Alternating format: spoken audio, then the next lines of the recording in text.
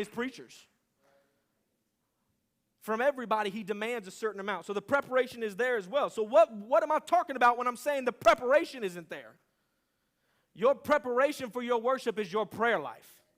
When your prayer life isn't on point to where you want to be with your worship doesn't show up on Sunday and Thursday. You may think that, I'm lifting my hands, I'm clapping, I'm singing along, I can feel God's presence. But the difference is if your preparation doesn't start, I'm not even talking about the prayer room. I'm saying when your preparation doesn't start at your home, in your vehicle, before you even get to church. If your preparation isn't there on Friday for Sunday service, the worship ain't going to be there. I'm preaching to myself, so I'm going to keep going. Don't worry, I got plenty of notes. From the very beginning, God wanted a simple relationship. In the garden, it says he walked with Adam and Eve. Your walk with God is your prayer life. Brother Bald, am I wrong here? I need another pastor on my side. Your walk with God is your prayer life. And in the book of Genesis, it says he walked daily with Adam and Eve. With Moses, he spoke to him from a burning bush. Brother Bald, did it say he sang a song from the burning bush? He spoke to him. They talked. Moses had a prayer life with the burning bush. David sat by a tree and prayed and worshiped. But it's important, what did he do first? David prayed. The worship came after the prayer. The start of all relationship wasn't the worship. It was the prayer life. Exodus chapter 17. And it came to pass when Moses held up his hands and Israel prevailed. And when he let down his hands, the Amalekites prevailed.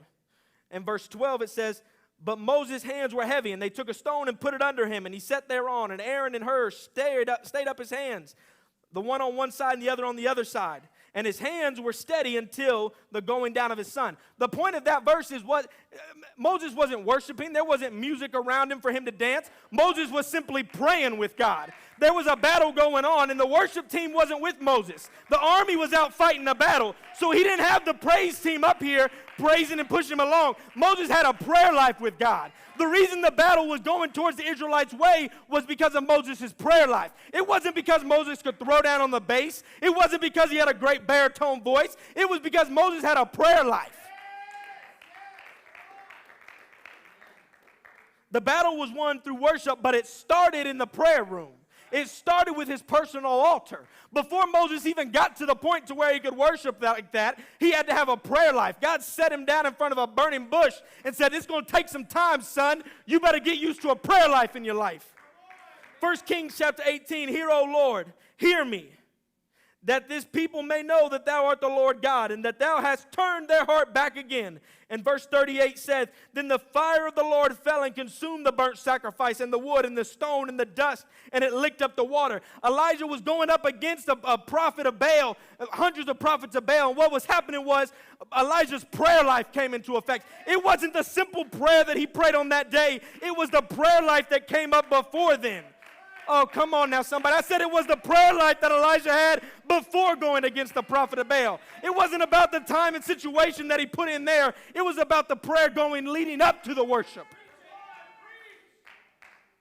Fire fell through Elisha's prayer. And because of his prayer life, not because of his worship. Have you found my theme yet? It happens through prayer. Worship is easy. I've torn a meniscus. I've slipped 2 discs. I have a hairline fracture in my back. I had meningitis as a baby. I had asthma as a kid. I shouldn't have been able to do things. I shouldn't be able to walk. I should have a brain defect because of meningitis. But because people came to a hospital and prayed, they didn't have a worship service. They didn't bring in a whole musician. No, they had a prayer meeting.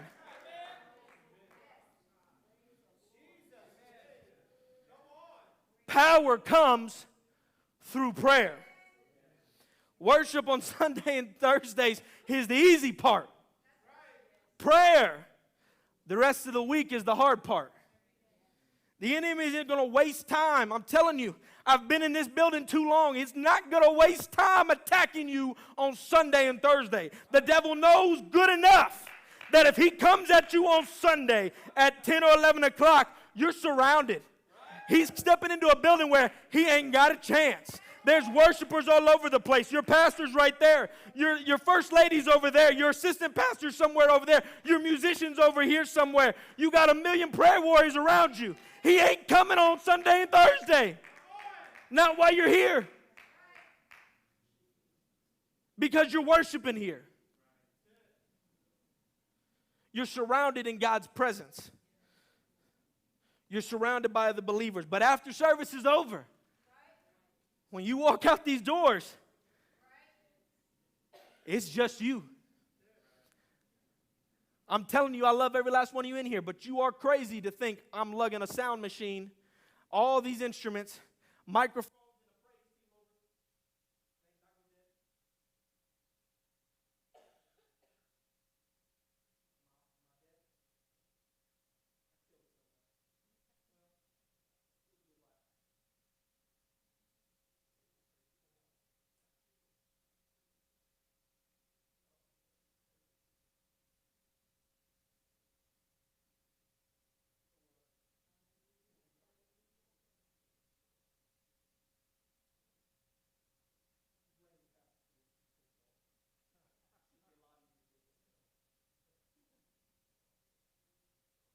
Power comes through prayer. Worship on Sundays and Thursdays is where it comes from.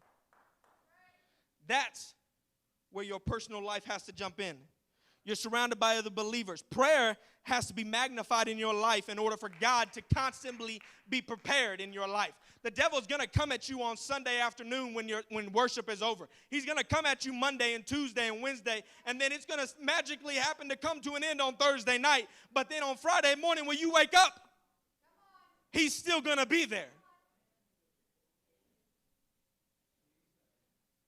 There's a video a long time ago. Actually, it's still going around Facebook.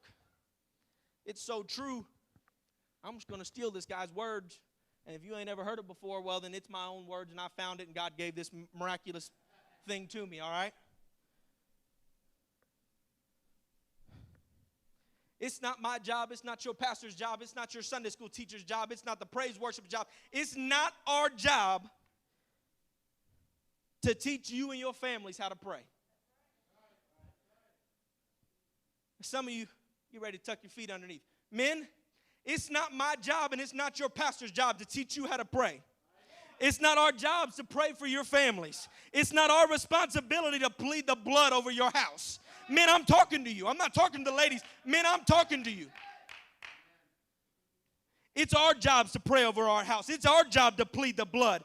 You can't count on your pastor's prayers every morning to go over everybody in your life. Men, it's our job as the priest in our home to plead the blood. It's a fact at Lawrence Apostolic Church. Now I'm preaching to you. It's a fact at Lawrence Apostolic Church. There ain't a doubt in my mind, men. These women will pray circles around us. I'm telling you, if you just want to have a quiet one-on-one moment with Jesus, don't show up to ladies' prayer. You ain't getting nothing done one-on-one with Jesus if you want ladies' prayer. Ooh, I heard a lot more amens in a higher pitch there than in a lower pitch. I said, you ain't going to get nothing done one-on-one with God if you show up to ladies' prayer, men. The women can pray circles around us, men. If you don't know it, I challenge you, show up to ladies' prayer. Women, if your husbands don't know how to pray, good. I'm glad they don't know how to pray. What I want you to do is I want you to go home and I want you to grab your husband and say, when I pray, you pray. When I'm reading my Bible, you're reading your Bible. You're supposed to be the priest of my home, but I'm going to step up and do your job for you until God puts something in your life. Your prayer life has to be your preparation for worship. If your prayer life isn't in your home, then the devil's going to come in your home. If your prayer life's not in your vehicle, the devil's going to come in your vehicle. Prayer is a preparation for worship. I know today's age, women can do everything a man can. I'm not doing anything. I just told you reasons what to do, women. I'm glad you can do everything a man can do. Awesome. Then grab your husband and tell him to start praying.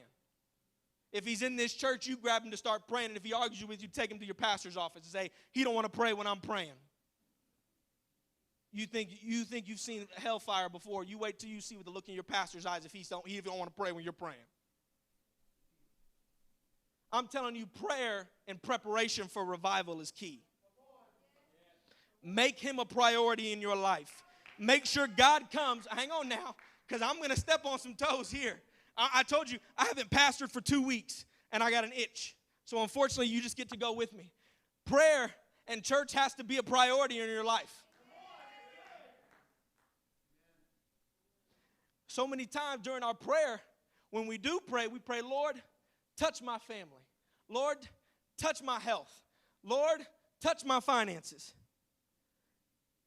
You see, that you want God to make a priority out of his time to touch all these things that you're going through in your life. But bless God, you ain't going to put anything before what you want to get done. Oh, no, God's not going to get in before time for your family. If there's something going on, no, your family takes priority over God. If you can't afford to pay your tithe because of your bills, are you going to pay your bills because God can't provide for you? I don't know what book we're looking out of today, but when you put God in your family, when you put God before any other activity with your family, God's going to come before your family and God will start intervening in your family. When you say, Lord, I don't know how this bill's getting paid, but I'm going to pay my tithe and I just believe you're going to take care of it. That's when he touches your finances. When you say, Lord, I don't have time to go to church on Thursday and go to the gym on Thursday, so I got to give something up. Look, I ain't going to the gym yet today. I'm going after church. Congratulations. You got to put your health after your relationship with God. You want a blessing in your life, magnify God's presence in your life. I said magnify the presence of God in your life.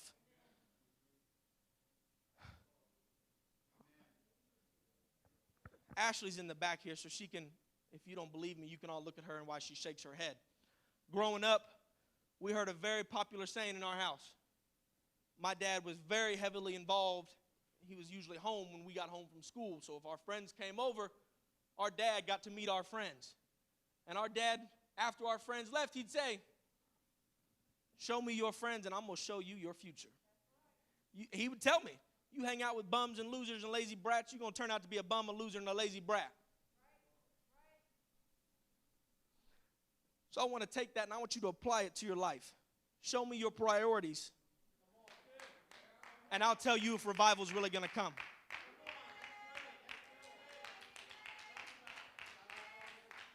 If your priorities aren't winning people to God, if your priorities aren't making sure you have a prayer life with God, if your priorities are somewhere else, no, I got to make sure that I get all my hours in at work. No, I got to make sure that I can go to everybody's baseball and softball and basketball and football and soccer and every other game. That's putting something over God. I know it's not a popular opinion. That's you putting something over God. When you put something before God, God's going to look at it and say, So if that's your priorities, then let me see if revival's really going to come to Lawrence. Your prayer life has to be a preparation for revival. Show me your priorities and I'll tell you if revival's really coming. You continue to put things before your prayer life, will continuously be right on the verge of revival. It's funny. I ain't preaching to anybody here. Zane, which camera's on me right now? Is it the middle one? It's funny how we run 125 to 150 people on Sundays, and I'm looking at about 45 people on Thursday. It's funny how I'm looking at about 45 people on Thursday when the pastor's gone, but we're supposed to be run 150. Where's your priorities? I told you I haven't pastored in 2 weeks. I got an itch, Brother Baldwin. I got to scratch it. I haven't been able to pastor to anybody for 2 whole weeks. I got an itch, Sister Barb. I got to scratch it. I'm tired of being on the verge of revival.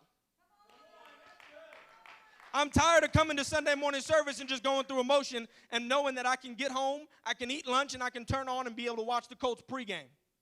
I'm really tired of watching the Colts pregame. I'm tired of going through emotion. Sister Annie, I'm tired of just coming in here singing 5 or 6 songs, singing 2 or 3 songs, taking up an offering, singing another song, going to prayer, singing another song, and Pastor Long getting up here, dropping the mail off, and all of us being home by 12:30. I'm tired of it.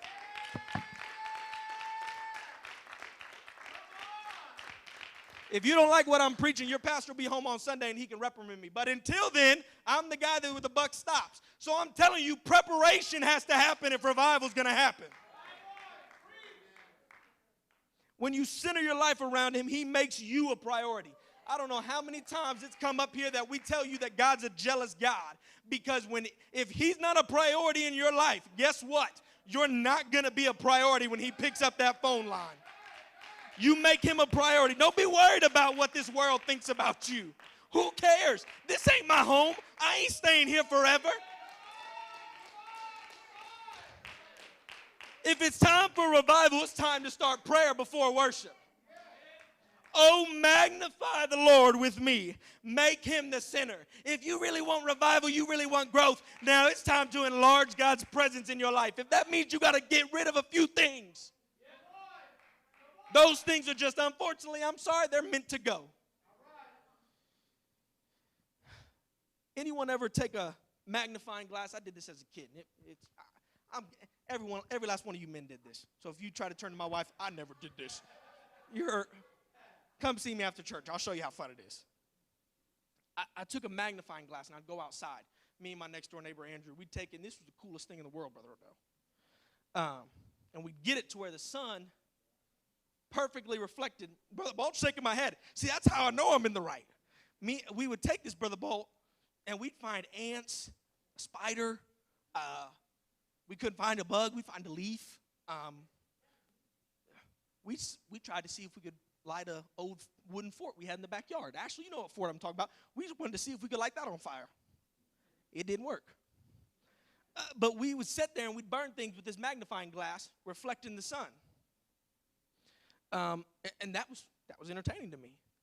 So while I was studying this past week, I thought, because I don't know if you guys noticed, it rained a little bit this week. I thought, man, I wonder.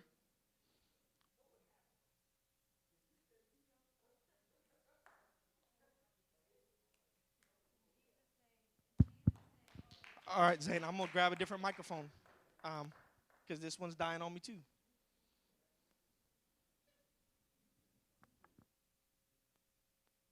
Okay, Zane, I think it's blue. I took a flashlight and a same style of magnifying glass that I used as a kid. And I took this flashlight. Amy's not in here. Good. If she was in here, I was going to say I went outside. But I took this flashlight and I went to our kitchen countertop. And I held this flashlight up with this magnifying glass. Brother Odell, I was expecting the same thing to happen. I was expecting to shine this light, this normal flashlight that I have, through this magnifying glass. And I was expecting this piece of paper on our countertop to catch on fire. I was thinking, oh, it's got to happen. Light, it's transferable. Well, no, I stood there like a dummy for about 10 minutes and nothing happened. And I'm just standing there.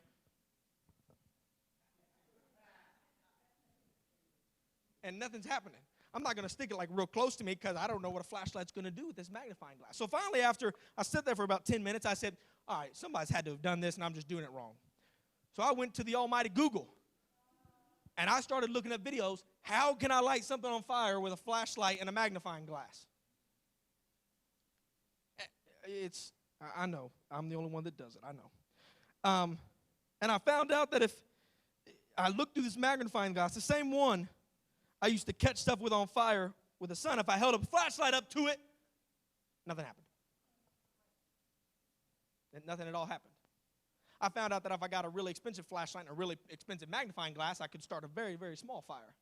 But I looked at the prices of that and thought it wasn't a good idea. But the purpose of this was the flashlight and the magnifying glass didn't do the same thing that the sun and the magnifying glass. The light was just as bright. I mean, the light from my flashlight was just as bright as the light from the sun. My house was plenty lit. But it never created enough heat to catch anything on fire. You see, I bring this up to give you a simple analogy. When your prayer life is like a flashlight, and you pull that flashlight out whenever something bad happens, and you expect some fire to come from your magnifying glass, when the enemy comes at you, all you're going to get is a really bright light. you ain't going to get any heat. There's not going to be any power, Brother Odell, coming from that magnifying glass and flashlight. You have the same tools. You have a light source and you have a magnifying glass. You're doing what science says should work, or I thought would work. You're doing something that has happened in the past. Hey, the sun is light, my flashlight is light, I have my magnifying glass, but there's not going to be any power created to start a fire there. When you create a prayer life like a flashlight where you can just turn it on and turn it off at will, something you only try to use when you need it, you ain't going to be able to create enough power in that first 5-minute prayer to be able to push the enemy away. The enemy's not going to be like, oh, snaps, he's got a flashlight, and start to run. But you see, the problem is that flashlight you pull out when you need it, and you put it away when you don't. The sun doesn't just come up when we need it. The sun comes up every morning, and it sets every single day. So I know for a fact that tomorrow morning I'm going to wake up, and the sun's going to raise up, and about 8:30 every night, it's going to go back down. So I know for a fact that if I need to start a fire tomorrow, I could take my magnifying glass out. I could get ready to sit on my porch at about 8:30, and I could shine that magnifying glass onto a piece of paper, and I could catch a fire. You see, what happens is that's a habit. The sun is just a habit. When your prayer life turns into something that's routine, when you wake up every morning and you start to pray, that becomes when you get the power to be able to pull out a magnifying glass, so that when the devil comes at you, oh, hang on now, I'm getting somewhere. When the devil comes at you, you can say, oh, no. I ain't got a flashlight. I got some power behind this prayer. It's the part of your prayer life is simple. You can't just call on him when you need something. It's got to be preparation.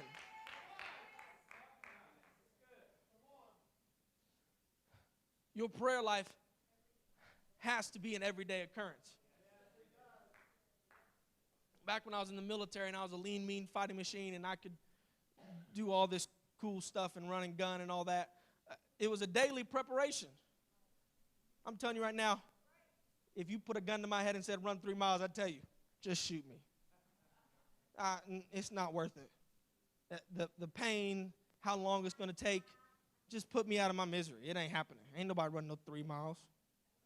But the problem is, when I was in the military, I had a daily preparation. I had to continuously work at my craft to be able to do what I needed.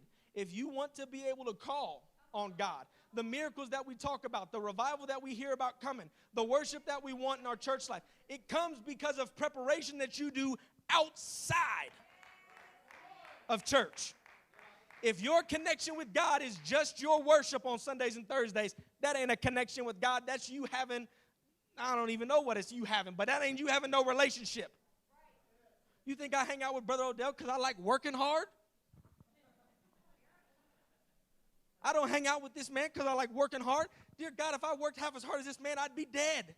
I hung out with this man for a simple thing. Brother Odell has a prayer life. When Brother Odell came to this church, I heard, oh, this man can pray. And I said, no, I'm going to find out for myself. This man can pray. When you surround yourself with other people that can pray, I'm getting back to where your priorities are. When you surround yourself with people that can pray and that believe the same thing as you, your prayer life grows. When you surround yourself with people that don't do things you do. When you surround yourself with people that don't believe the same things you do. Show me your friends, I'm going to show you your future. You wonder why the devil keeps attacking you on certain things and you just can't get away from certain addictions. I'm going to tell you, why don't you look at your friends? Why don't you see what's a priority? Is it more important for you to go out and hang out with your friends on Friday night so that you can't wake up till noon on Saturday because of your hangover? Or is it more important for you to be able to go to bed and have a prayer life with God? Show me your friends. Let me show you your future. Show me your priorities. I'll tell you if revival's really coming. Your prayer has to be a preparation. A month or two ago, I'm going to tell you a personal story, and I promise I'm almost done. A month or two ago, I called Brother Odell, actually. I think I called Brother Odell and Brother Presswood right after it happened. So a month or two ago, I can't remember the last time I got a haircut. I went to Great Clips because everybody says, you need to go to a real barber or whatever. Listen, I get a 0 to 4 fade and take a little bit off the top. I can do it myself, but I'm lazy. A month or two ago, I went to Great Clips. And if you don't know the camaraderie between Marines, you've never seen a connection. So this guy walks in with jean shorts on and a pair of tennis shoes, and he's got a Marine hat, and he's got a bunch of medals all over his hat. He's got a cane with a Marine Eagle, Globe, and Anchor on it. And as I saw this guy walk in and walk up to the counter, normally when I see a Marine, I walk up, especially one that you can tell is older. I walk up and, no, I got your haircut. Or, no, I'll simplify, Marine, how you doing? But this man walked in, and I'm sitting there, and it was a Saturday. No, was it? It was Thursday, I think. It was a Thursday.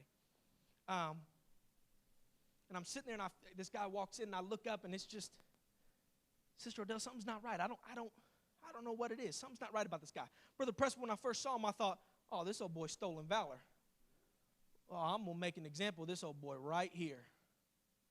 So I sat there, and as the man went up, he turned back around, and he sat down next to me, or a seat across from me.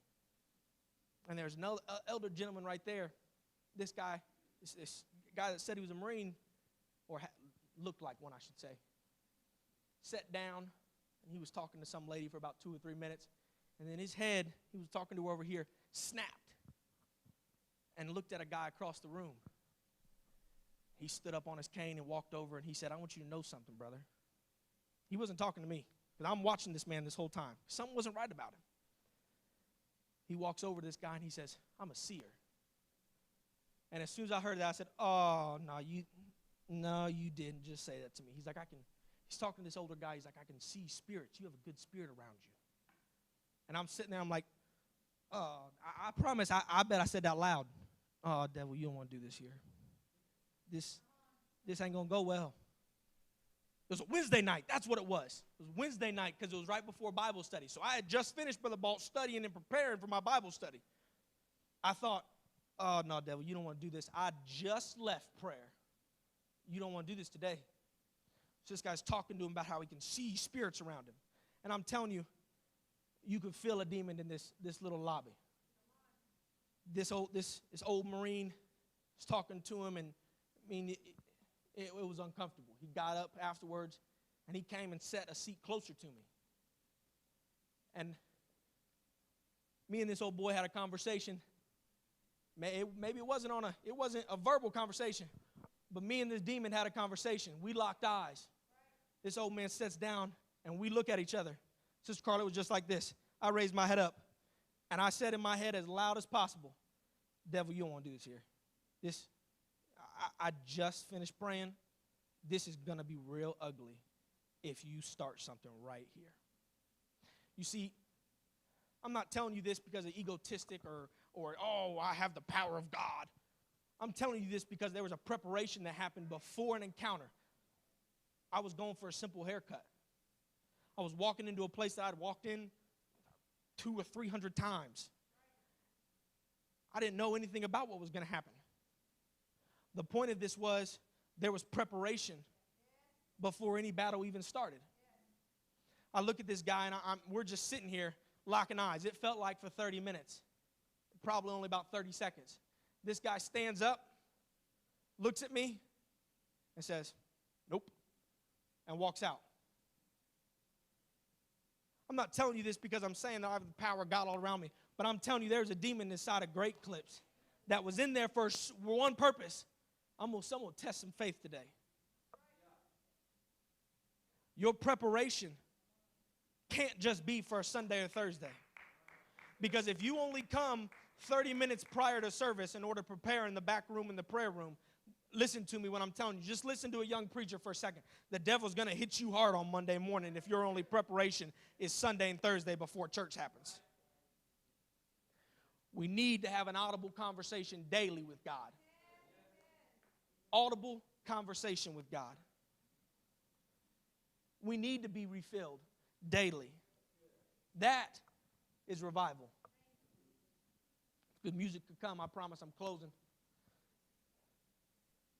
Having a shout down, knock the paint off the walls, drag out service, we confuse that too much with revival. That's not revival. That's church. being able to get behind your pastor when he's preaching something that God gave him, that's not revival. That's church. What revival stands for is revival is actually a harvest. The problem is if the farmer doesn't go out to sow the field, there is no harvest. If that farmer doesn't put the hours of preparation into that field, there is no harvest. Preparation has to happen. You have to sow the field in order to have the harvest. You have to have a prayer life in order for revival to happen. Your prayer life can't be, I'm telling you, it cannot be Sunday morning and Thursday. It can't just be when we have to fill a list for 24-hour prayer. It has to be a daily occurrence with God. I know I'm going to do something out of the ordinary, and like I said, your pastor will be back on Sunday, and if need be, he'll yank a knot in my tail. But we're going to do something out of the ordinary. I want to release God into this place. I want revival to start today. Sister Carla almost preached my whole message. We've been focusing on making room for a miracle. Look to your left and look to your right. We got plenty of room. You think the miracle is talking about your personal life? No, what your pastor is trying to say is we're going to have a miracle in the city of Lawrence. There's a church across the railroad tracks. There's a church a quarter mile down the road. There's 1 million churches in Old Lawrence. But it's time for Lawrence Apostolic Church to make a room for God to happen, but preparation for the harvest. If we're on the verge of a revival, we're on the emerge of a great harvest for the ball. Because anytime there's a revival, there's growth. So the music is up here. Tonight we're going to start something. And I promise, I did not look at my church schedule before I wrote this message out. I did not. I thought 24 hours of prayer was next weekend. But tonight we're going to start something that's going to be different. We're going to get ready for revival today so that we can have revival on Sunday. So tonight I'm not going to have a knockout. I don't want an altar call. I don't see the purpose. I didn't preach a message telling you that you need to bow your head before God. I'm trying to preach and encourage you to start a daily prayer life with God. Maybe you already have one. Great. But I got a message tonight from God, so somebody in here doesn't have a daily prayer life with God. So what I want to do is we're going to prepare for battle tonight. We're going to prepare to go against something in the enemy tonight. If you think the devil's just going to let us walk out and take a city, you're dead wrong. Me and your pastor got together last August and decided that we were going to start a church in Fortville. We started looking for buildings in September. You think it's a coincidence that my whole house got COVID in November? I don't believe in coincidence. We started looking for a building in October, and when we thought we had one, my whole house had COVID. You think it's coincidence the devil attacked me at the point where we were about to start a revival?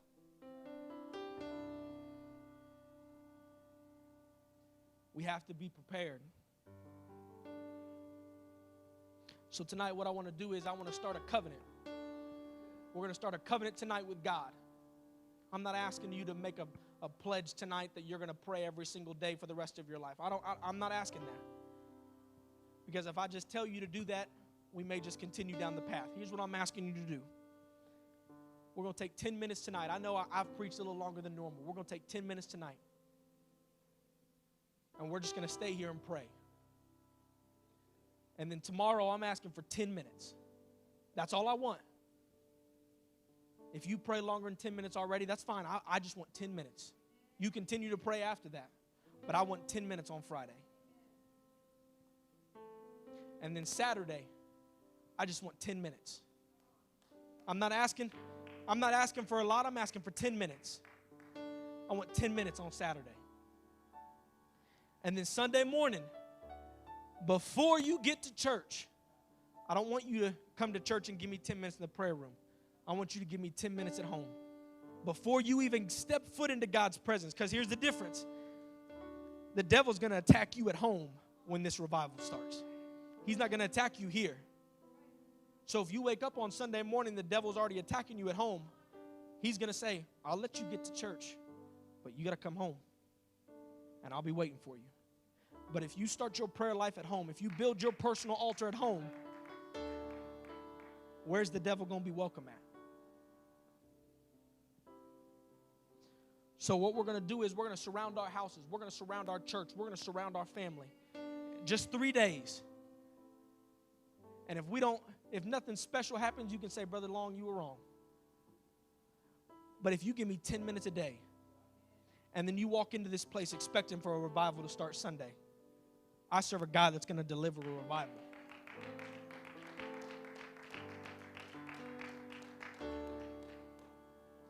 Second Chronicles chapter 7, verse 14. I promise I'm almost done. If my people, which are called by my name. Brother Balt, does it say, shall humble themselves and worship? Shall humble themselves and get behind the pastor? Shall humble themselves and get behind the keyboard player? If my people, which are called by my name, shall humble themselves and pray and seek my face and turn from their wicked ways. It doesn't mention worship at all in this scripture, Brother Odell. And turn from their wicked ways.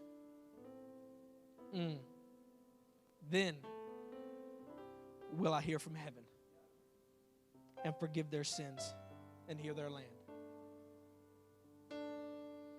It doesn't come down to a knockout, drag down worship service. It comes to preparation before the worship even begins. It's 8:20. Give me till 8:30. Find a place in this house. If you're a prayer warrior, stand up and walk this place. But give me 10 minutes of undivided attention just to pray to God. We're not going to pray for our families. We're going to pray for anything. We're going to pray for revival. Because this isn't our final sanctuary. That's not our final sanctuary. Sister Carla, you can keep playing. You owe me 10 minutes after service is over. Can you give me 10 minutes? Give me till 8:30. If you're a prayer warrior, if you're a prayer warrior, I need you to get up and you're going to have to walk. Because there's some demons that we're going to have to cast out tonight in 10 minutes. Can I have 10 minutes? Give me 10 minutes of prayer. Jesus, God, Lord.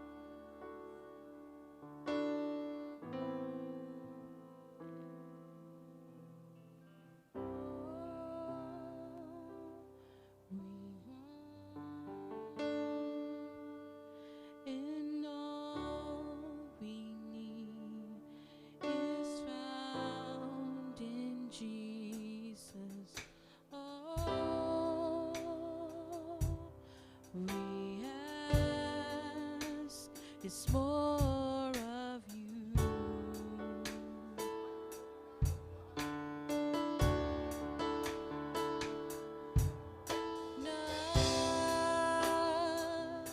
Nothing else can satisfy our heart's desire. Oh, we